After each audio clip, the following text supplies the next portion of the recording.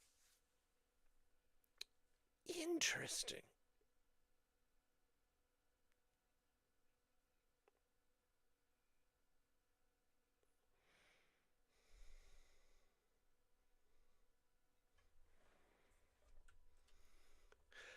Oh, there you are. Yeah, yeah, yeah. Well, see, I was performing the Tanner maneuver where I was storing them all upside down. When I brought them out of the cold room, I stored them upside down and then I put them right side up when I poured them in. I like this idea.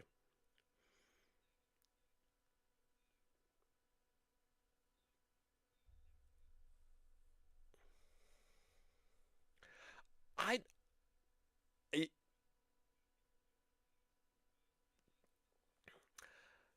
I,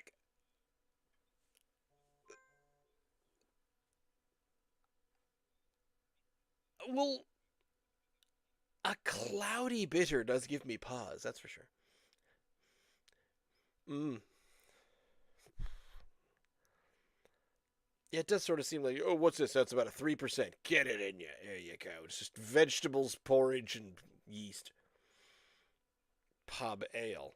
About a 5.9 pub ale. It's a fun pub. Cheers.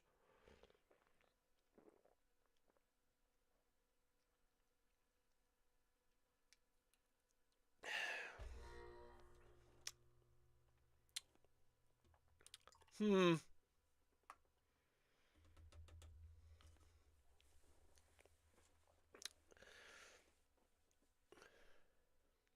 So tiny. There's the tiny bitter at the end.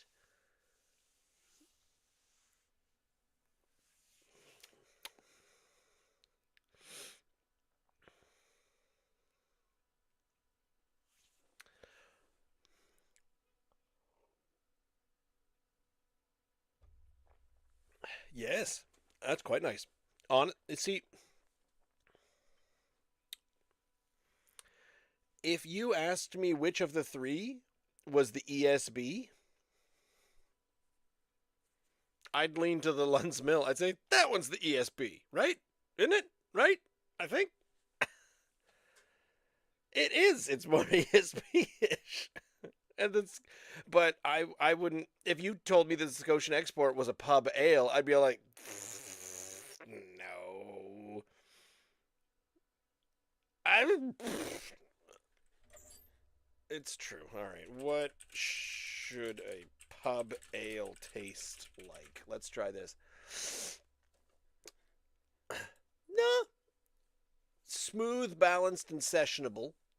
A bready or biscuity malt base with subtle caramel notes. Typically boasts fruity esters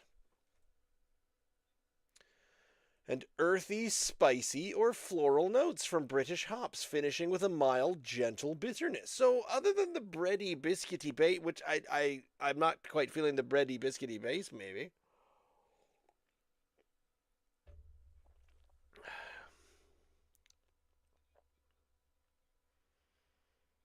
Oh, I was gonna say yes. I've heard of cookies. Yes, okay.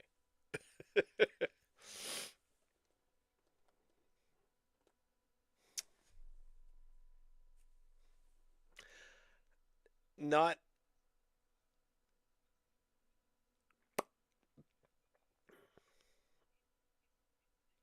It kind of is. Yeah, it kind of is. Oh, mouth mouth feel, often creamy or smooth. You did.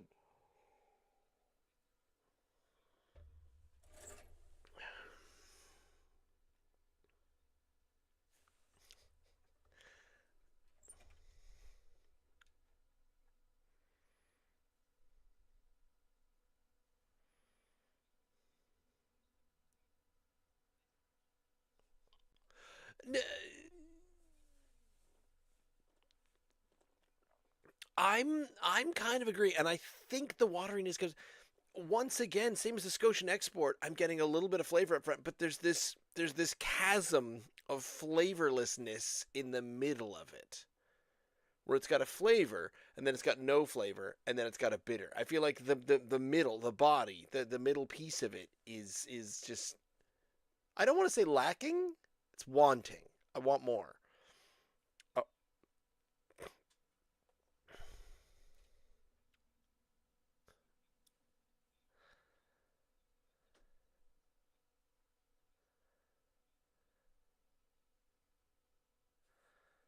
You've got something in the middle. Up front, immediate swallow. I see. Yep. Okay. There's some spice. There's a little bit of some interesting interaction going on in there, and then it kind of waters out, and then it hits you with a little bit of bitter on the far end.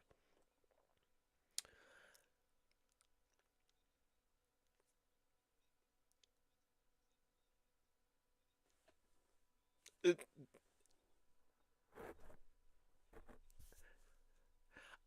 I think there's a little gap.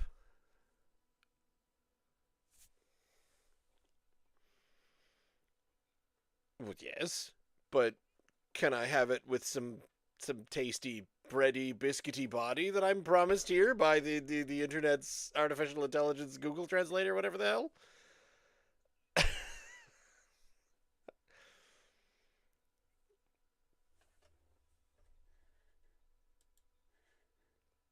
Okay, I think it's missing a bit.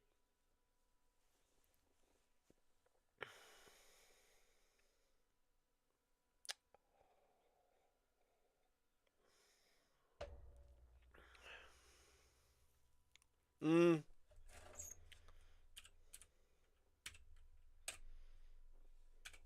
Well, but you like it. How hard is it to go higher than a 7 for something that you're enjoying? I am so confused by your scoring stratagems.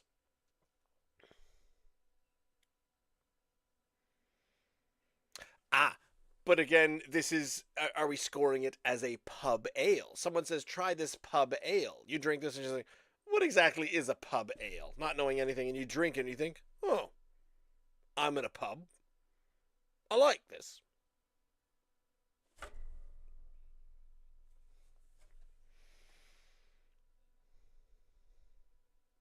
Hmm.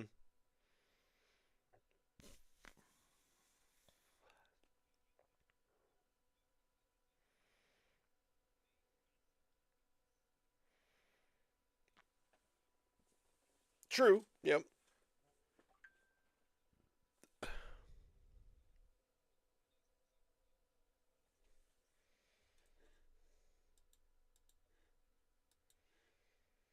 All right. I'm going lower. And I was about to call you out to say, because if you're scoring, if you really like it and you're scoring it low, what is missing that you would like it? What would bump that up to a 10? And this is usually where I calculate where my score is because I start at a number and I move my way up and then I say I can't go as high as that and then I think about all the subtractions that I'm taking away and I try to culminate and describe what those subtractions are.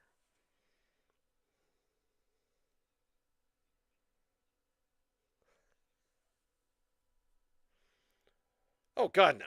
But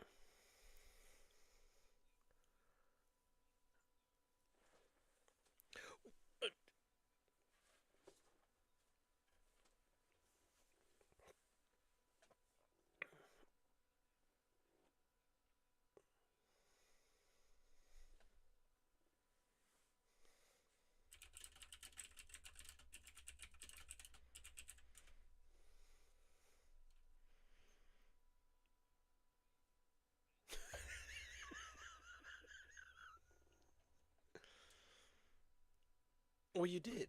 I gave it an 8.8 because and I hate to do the subtraction math, but in my mind, there is subtraction math that will bring it down to an undrinkable 5. And that's, a 5 or below, you're pouring it down the drain kind of thing. Because Unlike, say, a driving test where the points are there to be lost and you can end up with negative scores. You can end up with a negative 30 out of 100 because you've just everything's been docked and docked and docked. I'm not taking away points that don't exist. That's my plan. So I'm just at, all right. This is pretty good. I'm enjoying it. So we're at about 7. And then, well, all right, let's see what the descriptions are and what the mouthfeel is. And honestly, it's that big flavorless bit in the middle where I'm getting no flavor in the middle of it, where that's what I'd really like. But the beginning of it and the tail end, it is complex. There's some interesting stuff going on, but the tail end of it and the bitterness at the end, despite the fact that it's incredibly smooth, what with the bitterness as well. So I think I gotta go 8.8, slightly shy of a 9. I'm curious, a if we got the same friggin' can. Yours ended up being cloudy as well, right? It got a little cloudy and hazy. Okay. Second, what Rebecca thought of this one?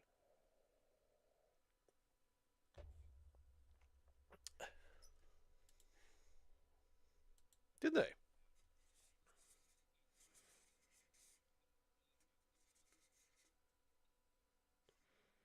At 8:25 in the morning. Oh, 800.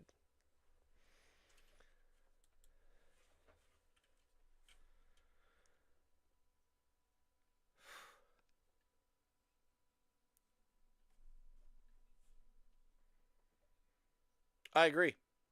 Ian does not.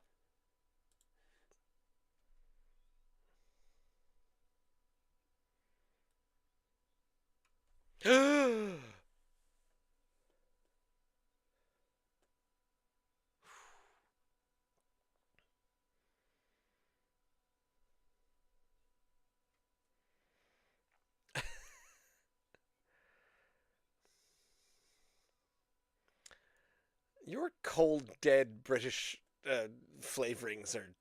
It's such an interesting addition to this show, but you're so different in your rankings from the rest of us.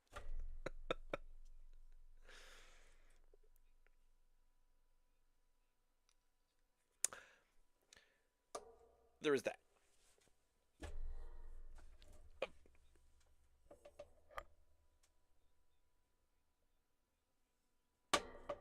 They're all delight. This dark copper. I love the color, and again, it's yes, the rainbow of bitter. I love this. This is such fun. They all look nearly exactly the same, but I can tell the difference.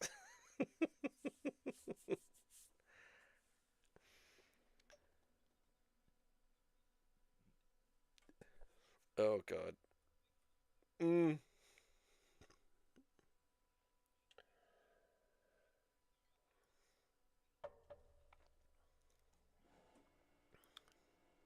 Ooh.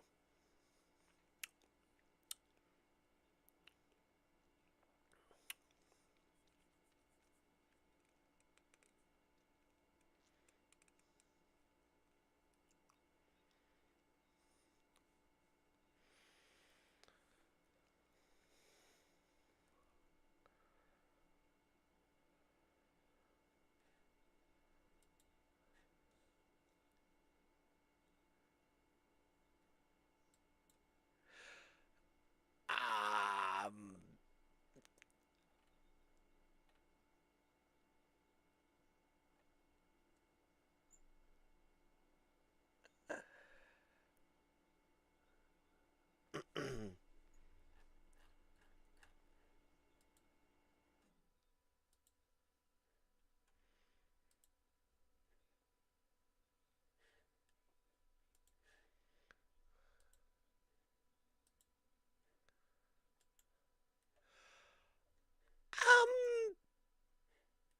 I am just checking this right now, and yes.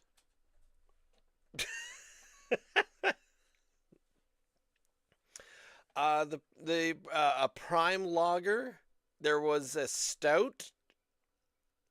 You really hated it. Yeah. And there was a stout, there's a porter, there's a couple of stouts. A dark ale. There's the first year of the strong ale. I think there's a porter's IPA. Garrison's Hoppy Buoy. You 5 out of 10 that one.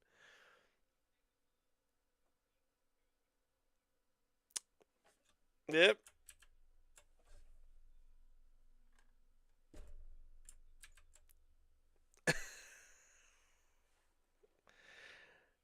It's true. It's true.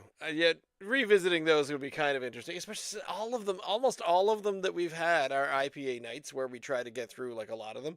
They're all still in the friggin' in the LC. They're all still there. That would. Yep. Our least favorite IPAs. Let's see if we still hate them. Ugh. Okay. Um. How how was your schoolhouse sip? Mine was actually favorable. I I I'm trying to save some of the Tanner for Brittany, but I know she won't care about the Lunn's Mill or the schoolhouse, so I'm getting through those.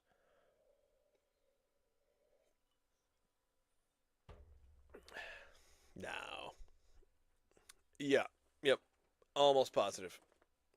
And she will prove me wrong. The secret of a good marriage is mystery, and I have no freaking idea what she's thinking most of the time.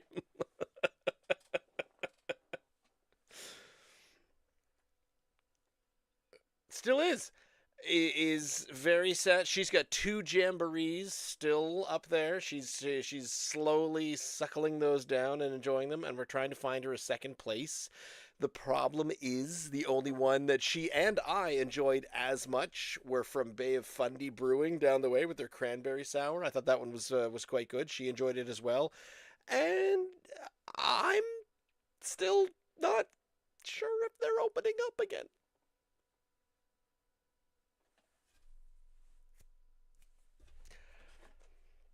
Uh,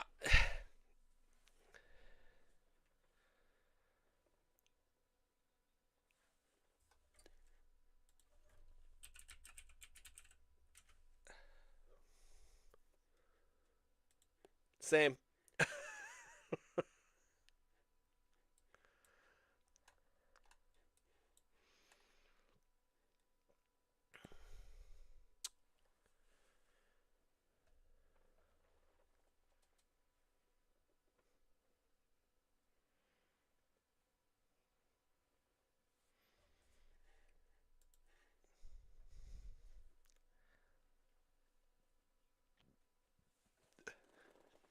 No. No. No such thing. No such thing.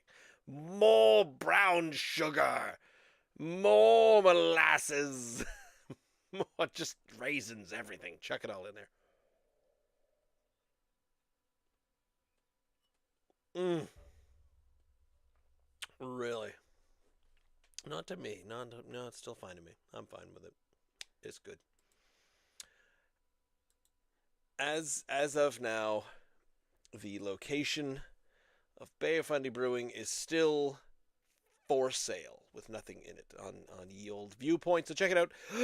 Thank you to Ian and Rebecca for joining me here and trying some of these. Thank you to Schoolhouse, Lunn's Mill, and Tanner and Company Brewing for making the beers that we did to try tonight. Extra special thanks to Lunn's Mill for popping that on the old social media and give us a little boost.